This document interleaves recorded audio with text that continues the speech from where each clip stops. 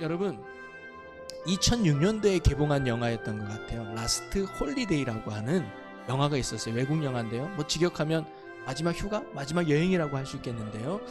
그 주인공이라고 하는 이 조지아라고 하는 여인인데 좀 이게 살도 좀 뚱뚱하고 흑인 배우예요. 근데 이분이 이제 백화점에서 식기 코너를 담당하고 있었어요. 그런데 어느 날 넘어지면서 머리를 다쳐서 병원에 가서 진료를 받았더니 의사가 CT 촬영한 걸 보더니만 머리에 종양이 있다. 그래서 당신은 아마 3주밖에 살지 못할 거다 라는 시한부 선고를 받는 거예요. 청천벽력 같죠. 그리고 자기한테 청혼을 한 남자친구도 있었어요. 근데 이 여자가 3주밖에 못 사는 인생에 내 마음대로 하고 살아봐야겠다 싶어서 남자친구의 고백도 거절하고 이 여자가 있는 재산 다 털어가지고 여행을 떠납니다. 비행기도 1등석 타고 호텔도 제일 비싼 데 들어가고. 왜 그 호텔 가느냐? 이 여자가 음식 만드는 걸 좋아했거든요. 그래서 거기 아주 유명한 셰프가 있는 호텔이에요. 그래서 그 제일 비싼 호텔에 가서 하룻밤 묵는데 450만 원 뭐. 거기에서 그 다음에 드레스도 막 사고, 그리고 이제 식당에서 그 셰프가 해주는 음식을 주문하는 거예요. 계속. 아, 맛있다, 너무 잘한다 하면서 또 그 셰프가 또 자기 음식을 또 인정해 주니까 또 좋아지고. 그러면서 자신감 있게 주를 보내는 거예요. 그런데 이 남자친구가 왜 내 여자가 나를 거절했는가 수습을 하다니까 병원 갔다 온 뒤로 어디 막 사라졌다니까 그 병원에 가봤어. 그랬더니 그 병원 의사가 종양에서 3주밖에 못 산다 그러더라. 아, 이것 때문에 갔구나 해서 수소문해가지고 이 여자가 어디 있는지를 알아냈어요. 알아내가지고 겨우겨우 이 여자를 찾아갔는데 나중에 알고 보니까 그 의사 선생님이 오진을 한 거예요. 딴 사람 머리통을 가지고 이 여자 머리통인 줄 알고, 그래가지고 남자친구가 나중에 그걸 알게 돼가지고 빨리 여자친구 만나가지고 사실 알려줘야 돼가지고 나중에 다시 만나가지고 남자 여자가 결혼해서 레스토랑을 타서 해피엔딩으로 끝나는 그런 코미디 영화가 있었어요. 여러분, 만약에 여러분이 어느 날 아파서 병원에 갔는데 의사 선생님이 마음의 준비를 하셔야 되겠습니다. 앞으로 당신은 일주일밖에 살 수 없습니다. 이런 말을 들었으면 여러분 어떻게 하세요? 저 같으면 당장 딴 병원 가보겠죠. 오진일 거야. 병원이 여기밖에 없어. 딴 병원 가서, 딴 병원에서 또 그렇게 하면 큰 병원은 다를 거야. 이러면서 뭔가 믿고 싶지는 않을 것 같아요. 만약에 여러분에게 그런 시한부 인생이 된다 그러면 여러분 뭘 하고 싶으세요? 그럼 뭘 할 거예요? 이 여자 주인공처럼 에라 모르겠다 보험이고 뭐고 다 때리고 전재산 팔아가지고 내가 가고 싶은데 여행을 가야지 할 수도 있겠죠. 아, 내가 그동안 다이어트하는 먹고 싶은 거 못 먹었는데 내가 어차피 며칠 일주일밖에 못 사는데 내가 배 터져가서 시큰 먹고 내가 하자 뭐 이렇게 할 수도 있고. 그러면서 뭔가 나름대로 여러분 하고 싶은 게 있을 수 있지 않겠습니까? 자, 성경으로 돌아가 보면요, 예수님께서 이 누가복음 19장부터는요 예수님의 마지막 공생의 일주일간의 기록이 되어 있습니다. 이제 5일 뒤에는 예수님이 죽어야만 하는 거예요. 예수님도 그 사실을 알고 있었어요. 그래서 예수님이 죽는다는 것을 사실을 알고 마지막 일주일을 시작하는 장면이 오늘 본문에 나오는데 그 첫 시작이 뭐냐? 예루살렘으로 입성하는 거였습니다. 그런데 예수님이 뭐 예루살렘을 처음 가봤겠어요? 사역하면서 여러 번 갔죠. 예수님은 주로 유대 땅하고 위에 있는 갈릴리 지역에서 많은 사역을 하셨는데 유대 특별히 예루살렘 유월절마다 오셨었으니까. 그러니까 예수님이 예루살렘을 여러 번 입성을 했는데 이번에 오늘 누가복음 19장에 나오는 예루살렘 입성과는 좀 차이가 있어요. 어떤 차이냐면 가장 큰 차이가 뭐냐면 공개적으로 입성했다는 거예요. 환영을 받으며 입성했다는. 사실 예수님은 공생의 기간에는 자기가 그리스도임을, 자기가 하나님의 메시아임을 밝히지 말라고 많이 그랬거든요. 병자를 치료해도 심지어 귀신 들린 자를 고쳐도 쉿, 아무한테도 얘기하지 마. 내가 누군지 밝히지 마 하면서 조용히 비밀로 예수님이 사역을 하셨단 말이죠. 그런데 오늘 예루살렘 입성할 때는요, 쉽게 말하면 대놓고 얘기하는 거예요. 내가 메시아다, 내가 그리스도다, 내가 이 세상의 왕으로 왔다라고 공개적으로 환영받으면서 예수님이 입성하셨단 말이죠. 그 이유가 왜 그럴까요? 그 첫째는요, 이제는 하나님의 때가 찼다는 것을 의미합니다. 공생의 기간 동안 아직 하나님의 때가 차지 않았어요. 그러면 하나님의 때는 뭐냐? 이제 예수님이 이 땅에 오신 궁극적인 목적을 실현할 때가 온 거예요. 그게 뭘까요? 십자가의 죽으심이에요. 여러분, 예수님이 이 땅에 오신 궁극적인 목적은 단순히 우리의 병을 고치고 귀신 들린 자를 치료하고 어떤 우리의 육신과 인생의 문제를 해결해 주기 위해서 오신 분이 아니에요. 그것은 하나의 사인일 수 있어요. 예수 안에 생명이 있구나, 예수 안에 구원이 있구나, 예수 안에 능력이 있구나라고 하는 사인이지, 예수님의 궁극적인 목적은 십자가에 죽으러 오신 거예요. 우리가 죽어야 될 모든 죄값을 대신 짊어지시고 본인이 바로 희생양이 되셔서, 어린 양이 되셔서 십자가의 죽음으로 모든 믿는 자들의 죄를 사주기 위해서 예수님이 이 땅에 오셨단 말이죠. 이제 그 일을 할 때가 온 거예요. 죽으러 올 때가 온 거죠. 그래서 당당하게 십자가에 죽기 위해서 예수님이 이제 공개적으로 예루살렘에 들어오셨던 것입니다. 죽음이 문턱에 있음에도 불구하고 두려워하거나 걱정하거나 이제 죽는 날이 5일밖에 안 남았네, 죽는 날이 이제 일주일밖에 안 남았네 하면서 두려워하거나 불안했던 예수님이 아니라 그 죽음 앞에서도 당당하게 마지막까지 구원의 사명을 감당하신 예수님의 신실함과 위대함을 우리가 엿볼 수 있는 대목이라고 생각이 들어요. 사실 십자가 지실 때도 여러분, 사실 이게 알고 하는 거하고 모르고 하는 거는 천지차이 아닙니까? 사실 모르고 하는 게 더 참을만 하지 않겠어요? 예수님은 십자가 당하는 고통이 어떤 건지 알고 있었어요. 알고 그 자리로 간다는 건 보통 힘든 게 아니란 말이에요. 이 십자가 주는 고통을 알았고 이 십자가 주는 아픔을 누구보다 알고 계셨을 겁니다. 그리고 그것을 내가 받아야 되는 것도 알아요. 알고 그 고통과 고난의 길을 걸어간다? 보통 아닌 거죠. 예수님은 그 모든 것들을 저와 여러분을 살리기 위해서, 저와 여러분의 죄값을 대신 지고 십자가에 죽기 위해서 기꺼이 그 고난의 길을 가신 줄로 믿습니다. 그리고 또 하나는 뭐냐면 바로 예수님이 이 땅에 메시아로 오신 진정한 왕이 되심을 선포하는 장면이 바로 예루살렘의 입성이에요. 내가 진정한 왕이다, 내가 진정한 메시아다, 내가 참된 그리스도라는 사실을 선포하는 장면이 어찌 보면 예루살렘의 입성이거든요. 자, 그걸 어떻게 알 수 있냐면, 사실 예수님이 오늘 예루살렘 입성하기 위해서 그 전에 한 가지 비유를 말씀을 하시는데, 그게 뭐냐면 왕에 대한 비유예요. 우리가 오늘 읽진 않았지만 누가복음 19장 11절부터 27절 말씀에 보면 12절에 이렇게 기록되어 있습니다. 이르시되 어떤 귀인이 왕위를 받아가지고 오려고 먼 나라로 갈 때에 라는 말로 비유를 시작해요. 어떤 사람이 이제 왕권을 받아가지고 왕의 권위를 계승을 받아가지고 오려고 먼 길을 갔다는 거예요. 그리고는 10명의 종에게 한 문화씩을 맡겼다는 거예요. 그리고는 나중에 이 주인이 왕권을 받아가지고 돌아와서 결산을 하는 거예요. 그랬더니 어떤 신하는 한 문화로 10문화를 남기고, 어떤 종은 한 문화로 5개를 남기고, 그런데 어떤 종은 한 문화를 그대로 수건에 싸놨다가 주인에게 가져와서 책만 들어서 그것을 빼앗겨서 10문화 있는 종에게 주고 그는 있는 것들 빼앗겨버리는, 이런 비유의 말씀을 하신 후에 예수님이 이어서 예루살렘에 입성하셨다는 걸 알 수가 있어요. 그 뭐냐면 예수님이 바로 그 전에 비유로 말했던 왕권을 가지고 오신 왕이 예수님이라는 것을 보여주는 사건이란 말이에요. 우리를 심판하고 우리를 죄에서 구원하실 유일한 메시아 그리스도로 오신 분이 바로 예수님이심을 바로 보여주는 사건이 예루살렘의 입성입니다. 그러면서 오늘 저와 여러분은 바로 이렇게 예루살렘에 입성하신 예수님의 이 장면을 통해서 몇 가지 말씀을 나누면서 은혜를 나누려고 하는데요. 예수님께서 이렇게 예루살렘 입성을 하시면서 예수님이 하신 말씀이나 예수님이 보여준 행동이 크게 3가지가 있어요. 그 3가지를 통해서 오늘 우리가 함께 은혜를 나누고자 하는데요. 그 첫째는 뭐냐면 예루살렘을 입성하실 때 예수님은 앞서서 가시더라라고 나옵니다. 자, 28절을 한번 볼까요? 자, 함께 읽어볼까요? 시작. 예수께서 이 말씀을 하시고 예루살렘을 향하여 앞서서 가시더라. 네, 이 말씀이 뭐냐면 그 왕위에 대한 비유의 말씀을 하셨어요. 그러면서 예루살렘을 향하여 앞서서 가시니라. 예수님이 뭐냐면 앞서서 가셨다는 거 나오죠.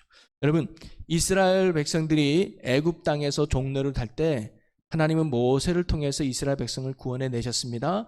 그리고 광야로 인도하셨잖아요. 그러면 40년 동안 이스라엘 백성들이 광야 생활할 때 하나님이 이스라엘 백성들을 어떻게 인도하셨을까? 그게 출애굽기 13장 21절에 나와요. 우리 이 말씀을 한번 같이 읽어보겠습니다. 시작. 여호와께서 그들 앞에서 가시며 낮에는 구름 기둥으로 그들의 길을 인도하시고 밤에는 불기둥을 그들에게 비추사 낮이나 밤이나 진행하게 하시니 아멘. 바로 하나님께서 광야 그 길에서 뭐예요?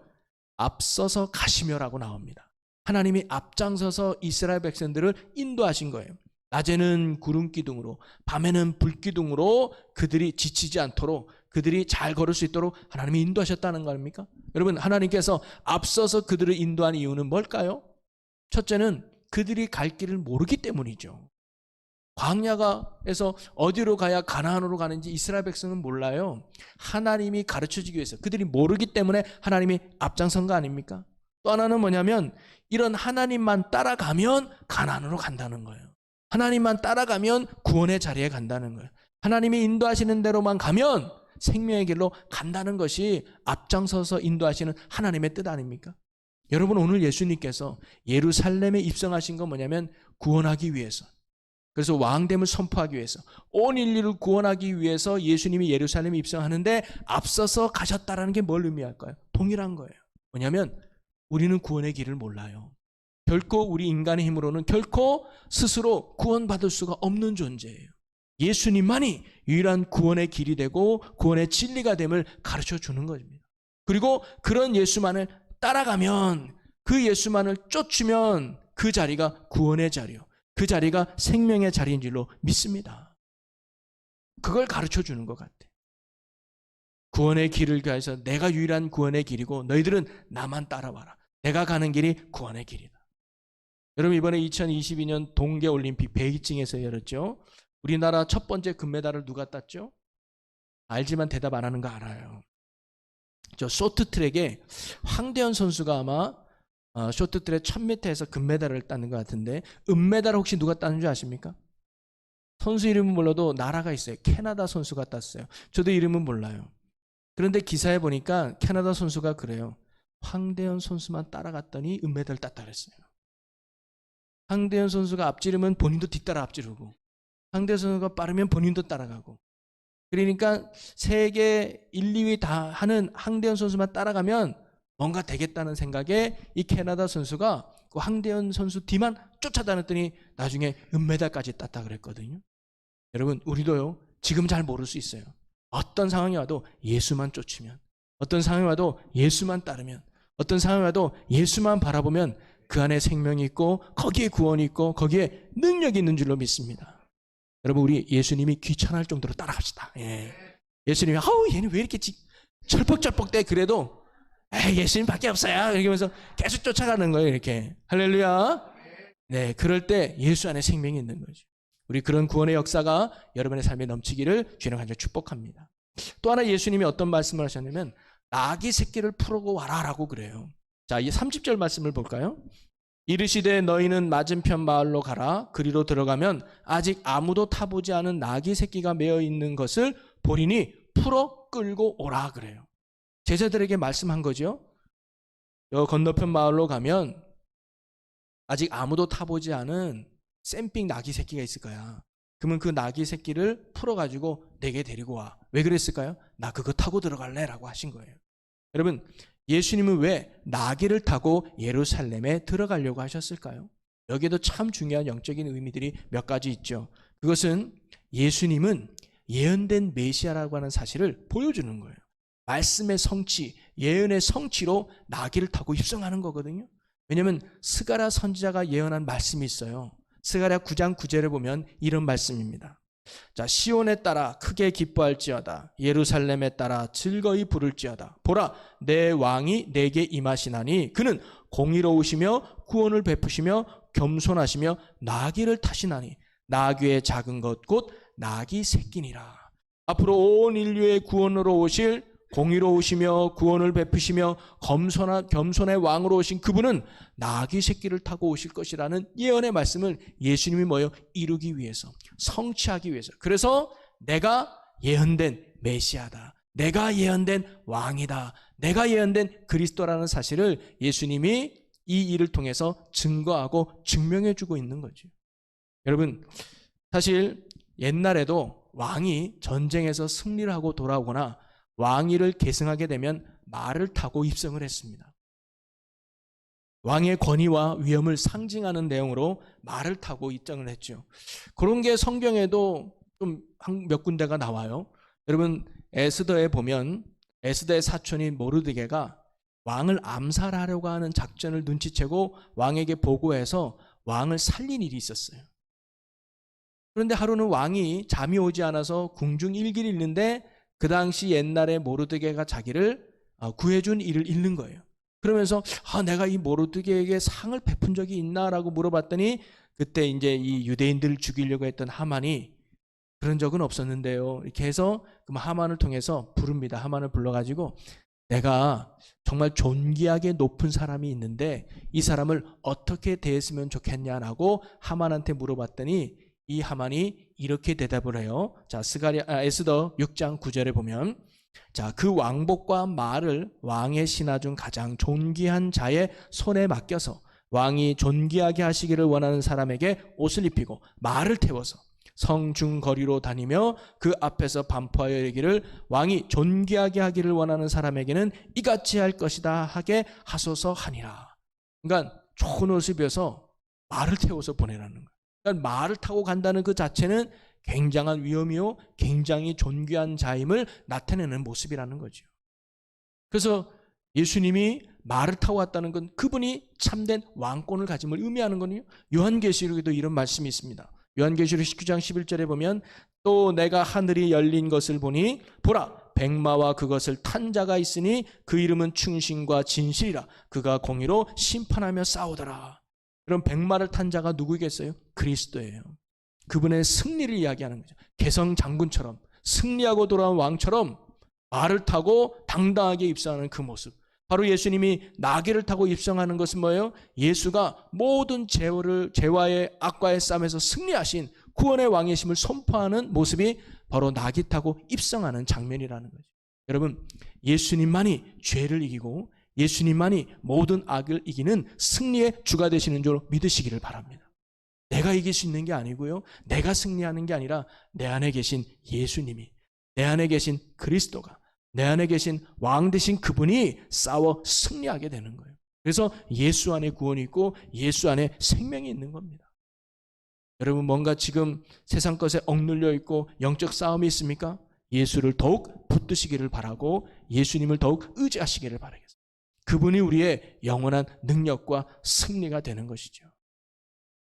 그리고 또 하나 이게 나귀를 타고 가는 장면 속에서 우리가 배울 수 있는 것은 뭐냐면 바로 예수님은 세상이 말하는 왕이 아니라 겸손한 왕으로 오셨다는 것을 예수님이 보여주는 거예요.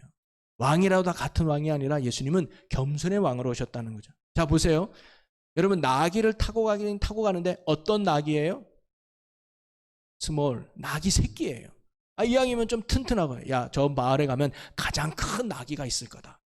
아주 근육이 튼튼하고 말이지 한 두 사람이 타도 무너질 것 같지 않은 그런 튼튼한 나귀가 제일 큰 나귀가 있을 거야. 그 나귀를 좀 데리고 와. 왜? 그래야 내가 좀 위험이 있지. 이렇게 나귀를 큰 걸 요구하지 아니하고 예수님은 뭐냐면 새끼를 이야기하는 거예요. 나귀 새끼. 뭐 나귀 새끼가 컸겠습니까? 겨우 사람 하나 버티며 태울 수 있는 그 작은 나귀를 예수님이 요구하셨단 말이죠. 왜 그랬을까요? 여러분 이 새끼라는 말의 의미가 뭐냐면 거룩함과 그 다음에 겸손을 의미하는 거예요. 어린 것은 바로 예수님은 섬김을 받으러 온 분이 아니라 섬기러 왔다는 것을 가르쳐 주는 거죠. 여러분 예수님은 낮고 낮은 곳에 임해서 정말로 십자가에 죽기까지 겸손의 왕으로 오신 분이 예수님이라는 거예요. 예수님이 왕으로 오셨지만 그 왕은 우리 위해서 군림하러 오신 게 아닙니다. 우리를 지배하기 위해서 오신 게 아닙니다. 야 내가 왕인데 엎드려. 내가 왕이니까 무조건 순종해. 내가 왕이니까 너희를 살지 말라고 우리를 억압하고 무겁게 하고 힘들게 하려고 왕으로 오신 분이 아니라 죄 가운데 허우적거리는 우리를 위해서 대신 죽어주기 위해서, 대신 희생하기 위해서, 대신 헌신하기 위해서 오신 분이 바로 예수님이셨다는 거예요. 그래서 예수님은 요한복음 10장 11절에 이렇게 말씀하십니다. 나는 선한 목자라. 선한 목자는 양들을 위하여 목숨을 버리거니와. 나는 선한 목자야. 삭구는 목자를 위해서 양을 이용하지만 선한 목자는 양을 위해서 내 목숨을 바친다. 나는 그러려고 왔어. 여러분, 예수님이 그런 분이래요. 여러분에게 나는 예수야, 빨리 헌금 갖다 바쳐. 나는 예수야, 그거밖에 헌신 못해. 이런 예수님이 아니라, 사랑하는 아들아, 네가 뭐가 힘드니? 사랑하는 딸아, 네가 뭐 때문에 아파하니? 내가 도와줄게. 내가 너의 힘이 되고, 내가 너의 능력이 되고, 내가 너의 소망이 될게. 내가 너를 위해 희생하지 않았니? 내가 너를 위해 힘쓰지 않았니? 너는 나만 바라보라. 너는 나만 의지하라. 내가 너의 능력이 되고 내가 너의 힘이 되어줄게 라고 오신 분이 예수님이라는 거예요. 여러분, 십자가에 달려 죽기까지 우리를 사랑하신 그 예수님의 사랑이 오늘도 동일하게 우리 가운데 임하는 줄로 믿으시기를 바랍니다. 우리는 그 사랑을 신뢰하면 되는 거예요. 그래서 그분을 붙들고 그분 안에 갈 때 예수님의 이런 능력이 우리의 삶에 날마다 넘치게 될 줄로 믿습니다. 그러게 우리가 어떻게 보면 이 땅에서 예수님을 닮아간다는 것, 예수님을 뒤따라 살아간다는 건 뭘 의미할까요? 우리도 어찌 보면 예수님처럼 섬김의 삶을 살아가는 것, 겸손한 삶을 살아가는 것이 예수님이 원하는 믿음의 삶이 아닐까 생각이 듭니다. 여러분, 요한복음 12장 14절에 보면 예수님께서 마지막 만찬을 마치신 후에 제자들이 앉아있을 때 예수님이 대야에다가 물을 담고 제자들의 발을 씻기셨잖아요. 그리고는 예수님이 이런 말씀을 하셨습니다. 내가 주와 또는 선생이 되어 너의 발을 씻겼으니 너희도 서로 발을 씻어주는 것이 옳으니라. 내가 너희를 위해 십자가에 달려 죽지 않았니? 이제 그 사랑을 너희가 그 사랑을 너희가 확신한다면 이제 너희도 그 사랑을 실천할 수 있는 사랑의 사람이 되어주지 않겠니? 라고 예수님이 오늘 우리에게 말씀하지 않겠습니까? 여러분, 요한복음 3장 16절이 뭐죠? 하나님이 세상을 이처럼 사랑하사 독생자를 주셨으니 이는 저를 믿는 자마다 멸망치 않고 영생을 얻게 하시니라. 여러분, 요한일서 3장 16절은 뭔지 아십니까 혹시? 요한복음 3장 16절은 하나님의 사랑과 은혜를 고백했다면 요한일서 3장 16절은 혹시 뭔지 아십니까? 내 이웃을 위하여 형제를 위해서 목숨을 바치는 것보다 더 큰 사랑이 없나요? 이웃 사랑을 이야기하고 있어요. 동일한 3장 16절의 의미가 완전입니다. 정말 하나님의 사랑과 하나님의 은혜가 우리 안에 넘치면요, 바로 그 사랑을 이웃 사랑으로 연결되는 줄로 믿습니다. 그래서 뭐예요? 겸손의 삶, 섬김의 삶이 우리에게도 임하는 거죠. 여러분, 우리 교회가 그런 사람들로 넘쳐나고 여러분의 가정이 그런 사람들로 넘쳐나고 여러분의 직장과 우리 사회가 그런 겸손하고 섬김의 삶으로 넘친다면 여러분, 이 세상은 얼마나 살맛나는 세상이죠. 더 못 얻는다고 불평하는 것이 아니라 더 못 줘서 안달이 나고 더 희생하지 못해서 안타까워하면 그런 사회가 얼마나 아름답고 행복한 사회겠습니까? 스마트폰이 없어도 차량 운행하지 않아도 뭔가 이렇게 삶이 불편해도 그런 사랑과 은혜로만 충분한다면 거기가 하나님의 나라요 천국인 줄로 믿습니다.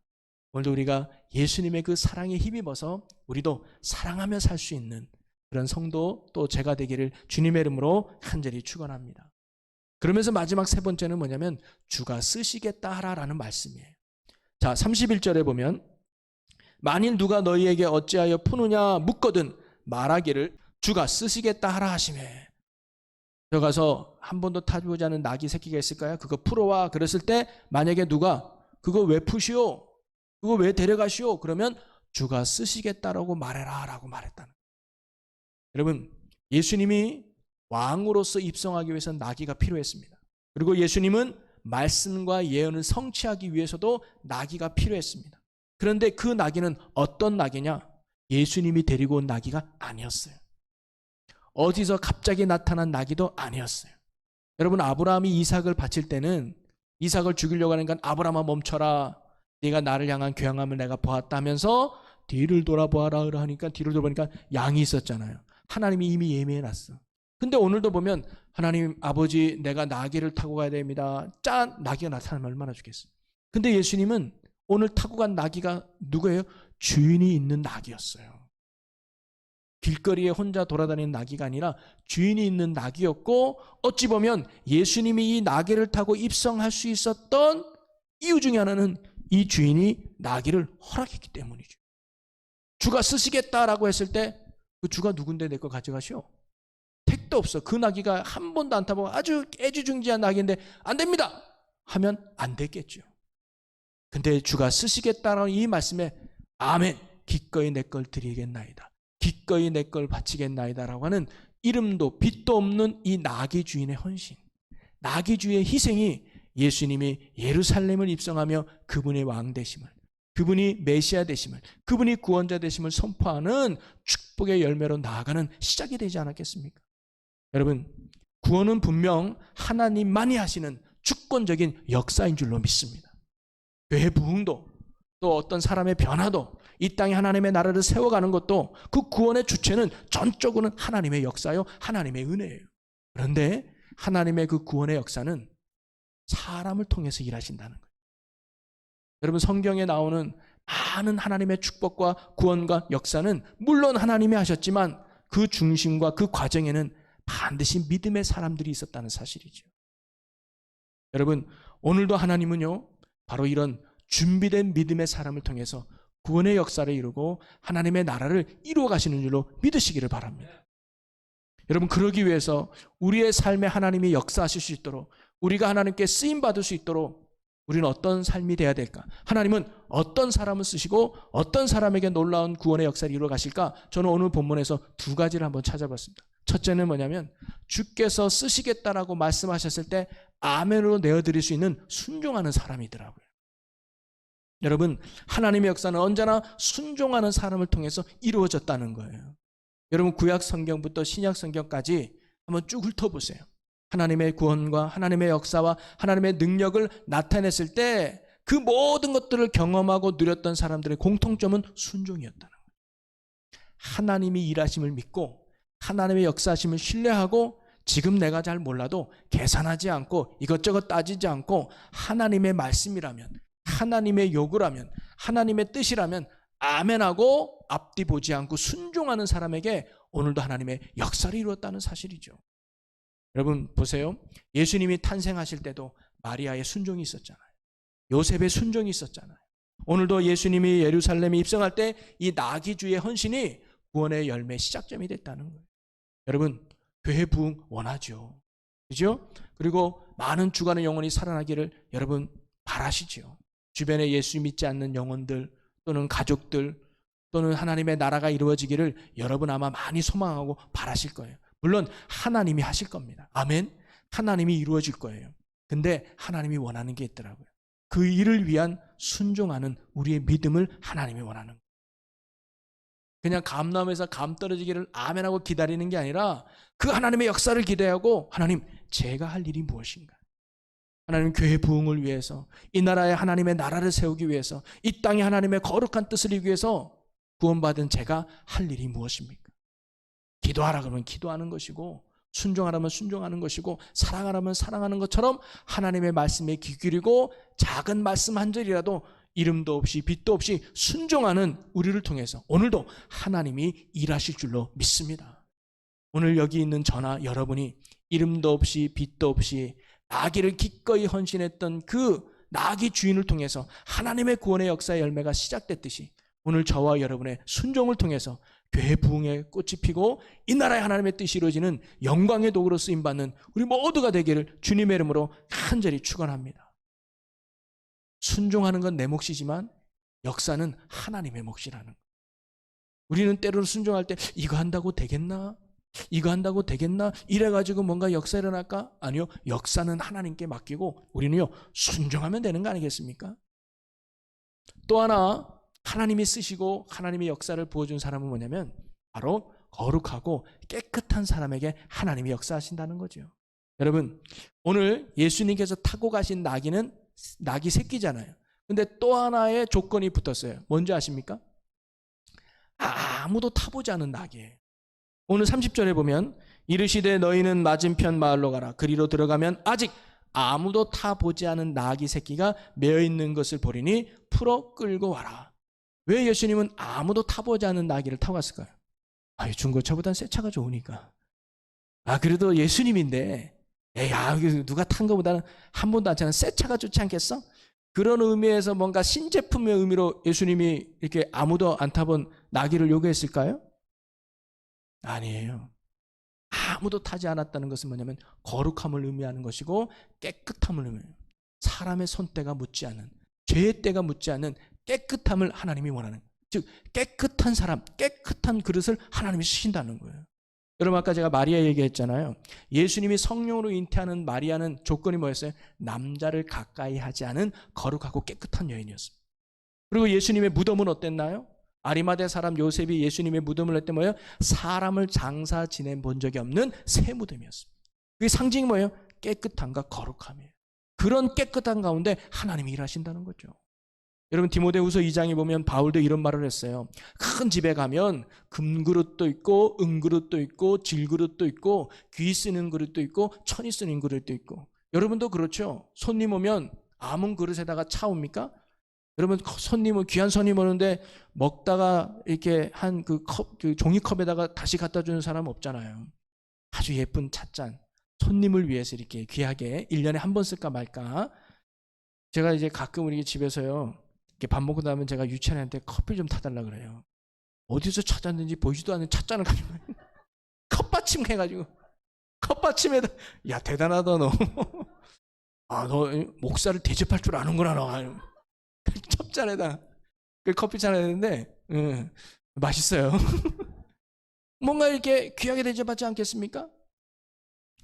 바로 큰 집에 가면 여러 그릇이 있는 거예요. 근데 주인은 어떤 그릇을 쓸까요? 깨끗한 그릇을 쓴다는 거예요.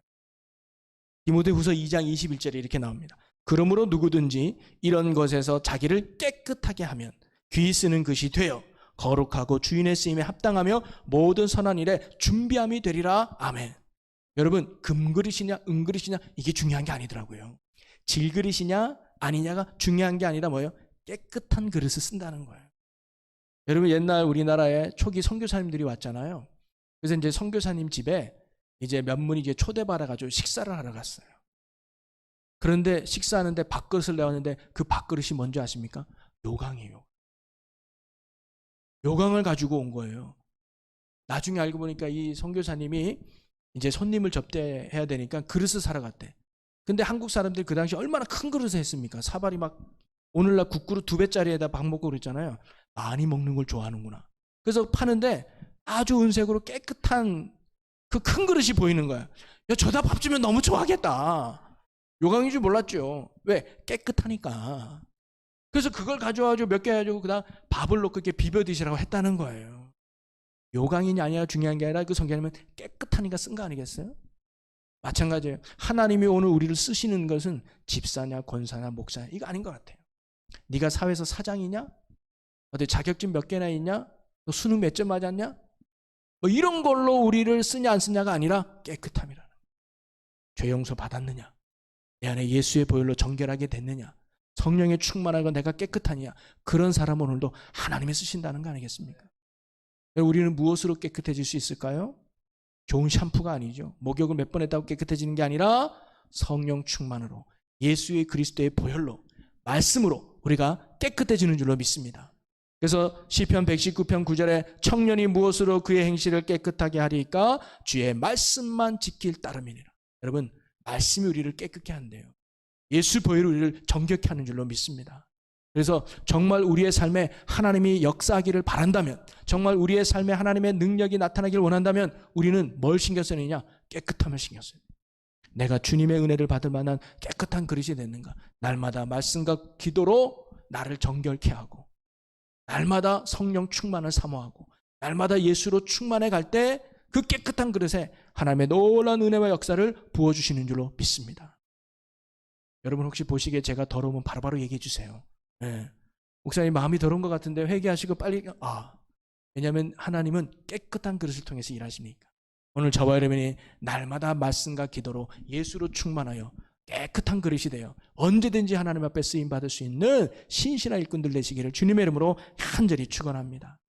여러분 오늘 말씀을 정리하면요, 오늘 예수님은요 마지막 공생의 기간 5일간의 행적을 이제 시작했습니다. 그리고 그 출발은 어린 나귀를 타고 예루살렘에 입성하는 거였습니다. 그 속에는요 예수님은 뭐예요? 구원의 길로 앞서서 가신다는 거예요. 우리는 예수만 쫓아가면, 예수만 따르면 거기에 승리가 있고 구원이 있는 줄로 믿습니다. 그리고 예수님은 섬기러 오셨다는 거예요. 우리를 위해 희생하러 오셨다는 거예요. 지금도 예수님은 우리 위해서 희생하십니다. 지금도 예수님은 우리 위해서 헌신하시는 거예요. 오늘도 여러분 문제와 어려움이 있을 때마다 우리를 왜 기꺼이 희생하시고 헌신하는 예수님을 바라보시고 그분의 은혜 안에 사시기를 주의 이름으로 간절히 축복합니다. 그리고 뭐예요? 우리를 필요로 하시는 예수님이라는 걸 알 수가 있습니다.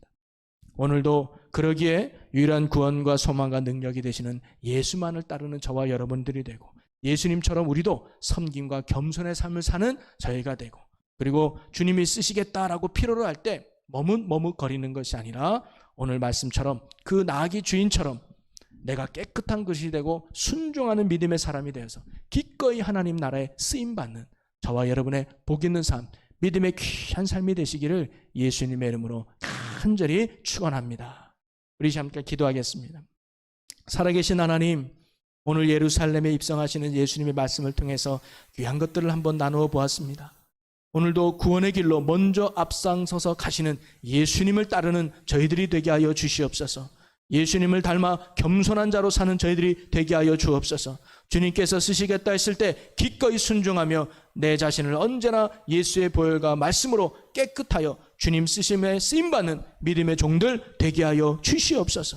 그리하여 오늘도 이 땅 가운데 하나님의 나라를 이루어가는데 귀하게 쓰임받는 축복의 통로가 우리 모두가 되게 하여 주시옵소서. 감사드리며 예수님의 이름으로 기도함나이다. 아멘.